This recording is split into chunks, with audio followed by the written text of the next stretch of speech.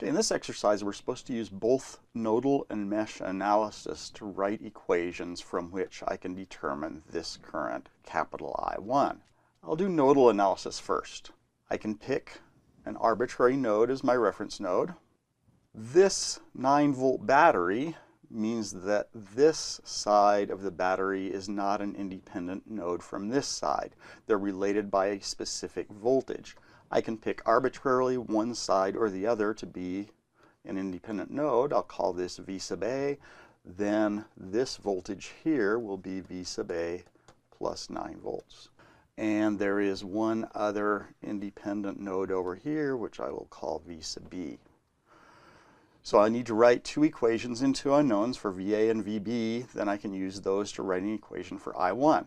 So KCL at A. I'm going to assume that currents are leaving the node. The fact that this node is dependent upon this one means I can create a supernode around this battery. So the current through the 6 ohm resistor is going to be V sub A plus 9 volts minus V sub B over 6 ohms.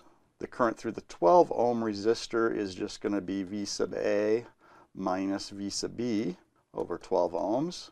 And the current through the 4 ohm resistor, this way being positive, is V sub A minus the reference voltage, which is 0 volts over 4 ohms. I also have 6 amps coming in from this current source. Currents entering the node will be negative according to my sign convention, so this becomes a minus 6 amps. That all sums to 0. KCL at B. At this node, I'm going to assume that currents are also positive leaving. So I have 18 amps entering the terminal. That will be a negative contribution to KCL. So I have minus 18 amps plus this current through the 6 ohm resistor is going to be V sub B minus this voltage, which is V sub A plus 9 volts, divided by 6 ohms, plus this current through the 4 ohm resistor is V sub B minus 0 volts over 4 ohms, plus the current through the 12 ohm resistor, which is going to be V sub B minus V sub A over 12 ohms. That sums to 0. Now I can solve these equations for V sub A and V sub B. I need an equation for I1. From those, I1 is positive this direction, which implies this polarity across the 12 ohm resistor.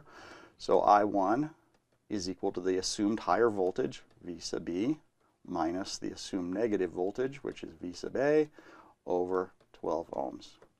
Now we have 3 equations and 3 unknowns that we can solve for I1.